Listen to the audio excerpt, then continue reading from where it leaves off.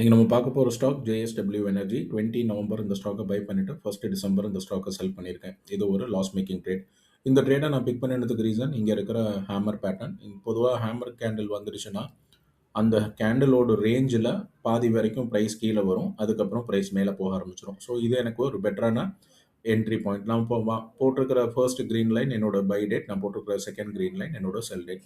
நான் ஓப்பன் பிரைஸ்ல இந்த இடத்துல வாங்கியிருக்கேன். நம்ம வாங்கினதுக்கப்புறம் மார்க்கெட் ஒரு 1.71% வந்து கீழ இறங்கிடுச்சு. இந்த லோவ எப்ப பிரேக் பண்ணி இங்க க்ளோஸ் வச்சதோ, அப்பவே இந்த ட்ரேட் வந்து இன்வாலிட் ஆயிடுச்சு. ஏன்னா, நம்மளோட அசம்ப்ஷன் வந்து பிரேக் ஆயிடுச்சு. இந்த லோவ தாண்டி மார்க்கெட் போய் க்ளோஸ் வச்சனால, இந்த ட்ரேட்ல பெரிய லெவல்ல நமக்கு சக்ஸஸ் ரேஷியோ இருக்காதுங்கிறது எனக்கு முன்னாடியே தெரியும். பட் ஸ்விங் ட்ரேட்ல நம்ம ஒரு 5 to 6 டேஸ் நம்ம வெயிட் பண்ணலாம். அந்த ரீசன்னால நான் வெயிட் பண்ணியிருந்தேன். அதுக்கு அடுத்த நாளே மார்க்கெட் வந்து ரொம்ப கீழ இறங்கிடுச்சு. 4% கிட்ட டவுன் ஆயிடுச்சு. அகைன் நான் ஸ்விங் ட்ரேட்க்காக வேண்டி வெயிட் பண்றேன். ஒரு சின்ன பவுன்ஸ் வருமான்னு பார்க்குறேன். இவ்ளோ தூரத்துக்கு பவுன்ஸ் வரவே இல்ல.